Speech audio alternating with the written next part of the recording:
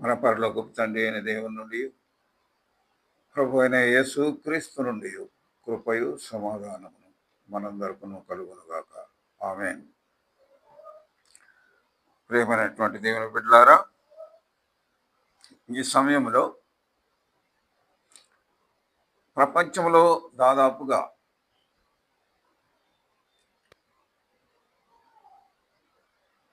230 మతాలు ఉన్నాయి. ఏ మతం చెప్పినా స్వర్గం అనేది ఉంది, రెండవది నరకం అనేది కూడా ఉంది. మంచి పనులు చేసిన వాడు స్వర్గానికి వెళతాడు, చెడ్డ పనులు చేసిన వాడు నరకానికి వెళతారని ప్రతి మతం కూడా బోధిస్తూ ఉంది. అయితే బైబిల్ ప్రకారంగా మనం చూసుకుంటే క్రైస్తవ మతంలో నరకము అనేది ఎలా ఉంటుంది అనేది వివరణగా మనము చూడగలం.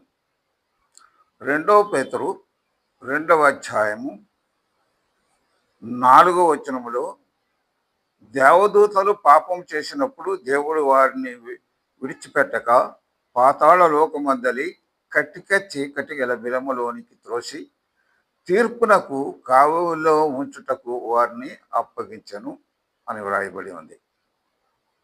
అయితే సైన్స్ ప్రకారంగా కూడా మనము ఆలోచన చేసినప్పుడు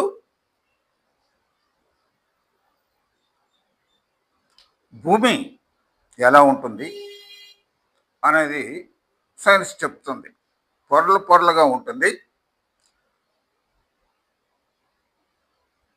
మొదటి పొర పేరు ఎర్త్ క్రస్ట్ అంటారు. ఇది 30 మైళ్ళ లోతు వరకు ఉంటుంది. ఆ 30 మైళ్ళ లోతులో ఇది శిలలమయముగా ఉంటుంది. 2100 రకాల ఖనిజాలు దానిలో ఉంటాయి. ఆ ఖనిజాలని బంగారము, ఇత్తడి, వెండి, రాగి ఇలాంటి ఖనిజాలు మొదలుకొని క్రూడ్ ఆయిల్ వరకు రకరకాల ఆయిల్లు, రకరకాల గ్యాసులు ఈ భూమిలోంచి పుడుతూ ఉంటాయి. అది మానవ ఉపయోగానికి దేవుడు ఇచ్చినటువంటి వరం. అయితే దాని తర్వాత ఉండేది అప్పర్ మ్యాంటిల్. అప్పర్ మ్యాంటిల్ అనేది 1800 మైళ్ళు ఉంటుంది.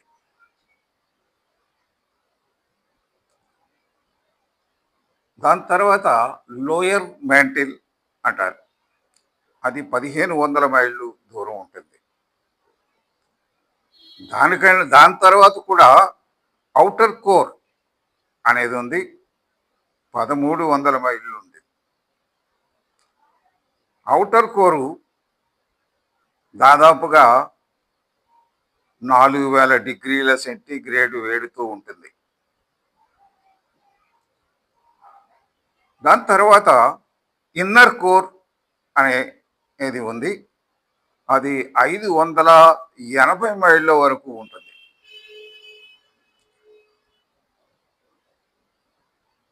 ఆ ఇన్నర్ కోరు 8000 డిగ్రీల సెంటీగ్రేడ్ ఉంటుంది. భూమి మధ్య భాగంలో 26,000 డిగ్రీల సెంటీగ్రేడ్. అక్కడ ఘన పదార్థం దొరకదు.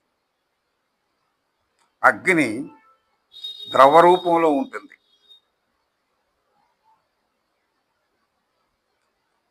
దాన్నే అగ్నిగుండము అన్నారు, లేక నరకము అని బైబిల్లో ప్రస్తావించినట్లుగా మనం చూడగలుగుతాం. యోబు గ్రంథము 28వ అధ్యాయము 5వ వచనములో, భూమి నుండి ఆహారము పుట్టును, దాని లోపలి భాగము అగ్నిమయమై ఉండును. ఈ అగ్నిగుండానికి ఎన్ని విధములైన పేర్లు ఉన్నాయంటే ఒకసారి బైబిల్ ప్రకారంగా మనం చూసుకుందాం. మొదటి పేరు పాతాళము. ద్వితీయోపదేశ కాండము 32వ అధ్యాయము 22వ వచనం నుంచి మనం చూస్తే, నీ కోపాగ్ని రగులుకొని కొనును, అది పాతాళము అగాధము వరకు అది ప్రవహించును అన్నాడు. రెండవ పేరు వేదన గల స్థలము అంటాడు.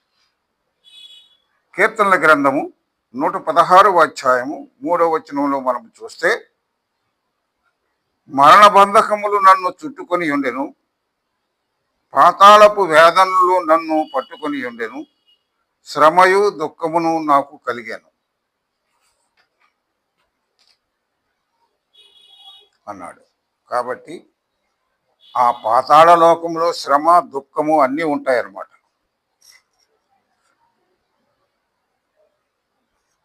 మూడవ పేరు అది ప్రేతలుండే స్థలము అంటాడు. సామెతల గ్రంథము 9వ అధ్యాయము 18వ వచనములో, అచ్చట ప్రేతలు ఉన్నారనియు దాని ఇంటికి వెళ్ళువారు పాతాళ కూపములో ఉన్నారనియు వారికి ఎంత మాత్రమును తెలియదు అన్నాడు. ఇంకా అది చాలా విశాలమైనటువంటి ప్రదేశం అంటాడు.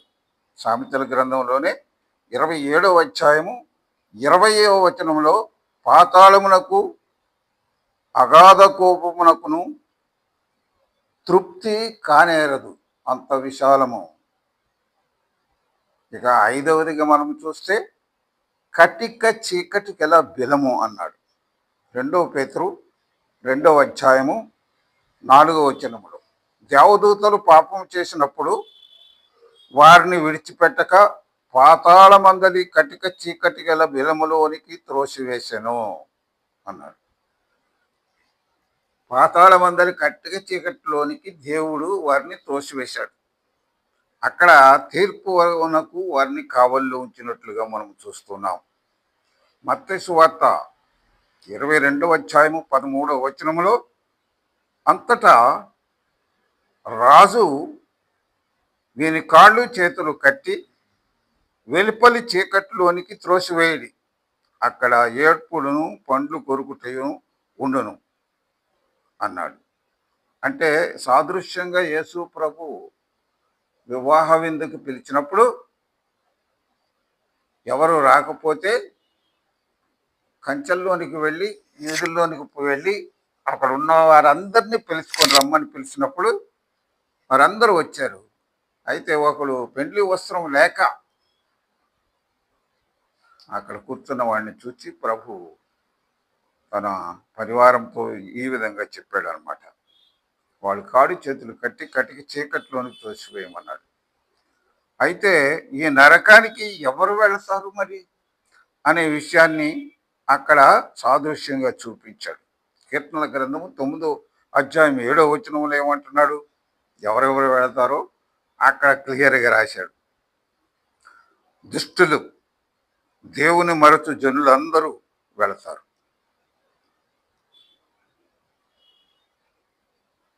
రెండవదిగా దేవుని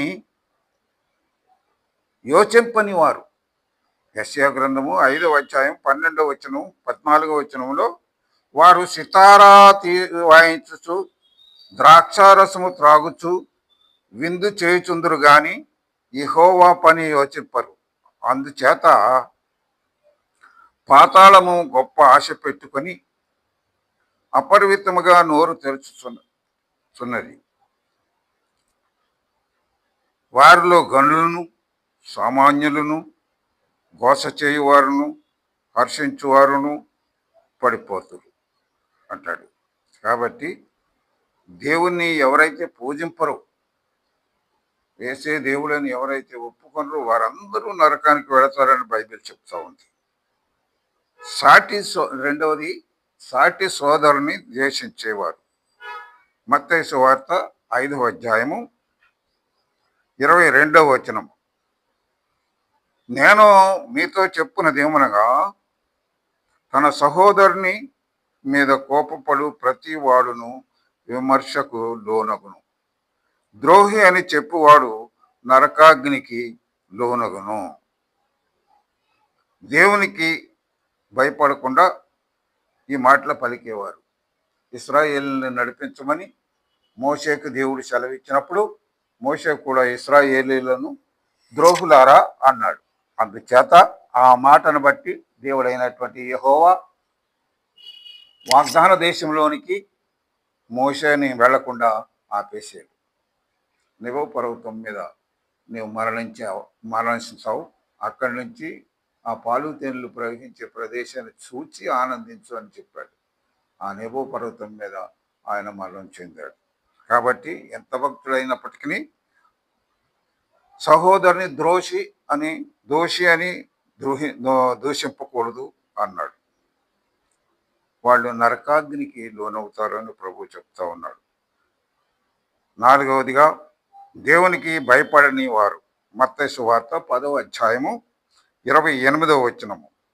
మరియు ఆత్మను చంపనేరక దేహమునే చంపువానికి భయపడకుడు గాని ఆత్మయును దేహమును కూడా నరకములోనికి నశింపజేయువానికి మిక్కిలి భయపడుడి. ఈ ఆత్మని నరకంలోనికి పడవేసేవానికి భయపడండి. నరకంలో పడవేయడానికి శక్తిమంతుడైనటువంటి వాడు ఒక్కడే దేవుడు. 5వదిగా అన్యాయస్తులు అన్నాడు. 1 కొరింథీ పత్రిక 6వ అధ్యాయము 9-10 వచనాలు. అన్యాయస్తులు దేవుని రాజ్యమునకు వారసులు కానేరని మీకు తెలియదా? మోసపోకుడి. జారులైనను విగ్రహారాధికులైనను వ్యభిచారులైనను ఆడంగితనము కలవారైనను పురుష సంయోగులైనను దొంగలైనను లోబులైనను త్రాగుబోతులైనను దూషకులైనను దోచుకుని వారైనను దేవుని రాజ్యమునకు వారసులు కానేరరు. కాబట్టి బైబిల్ చెప్పిన ప్రకారముగా ఈ సిద్ధాంతాన్ని మనం నమ్ముతున్నాం. కాబట్టి మోసపోకండి. జారులైనను విగ్రహారాధికులైనను వ్యభిచారులైనను ఆడంగితనము కలవారైనను పురుష సంయోగులైనను దొంగలైనను దోచుకుని వారైనను త్రాగుబోతులైనను దూషకులైనను దేవుని రాజ్యానికి వారసులు కానేరరు. కాబట్టి ప్రియుడా, ఈ అన్నిటిని విడిచిపెట్టి ప్రభువుని వెంబడిస్తే నువ్వు నరకాన్ని నుంచి తప్పించబడతావు అని జీవగ్రంథం మనకు తెలియజేస్తుంది. ఆ జీవగ్రంథములో ఎవరి పేరైతే ఉండదో వారు కూడా నరకంలోనికి వెళతారు.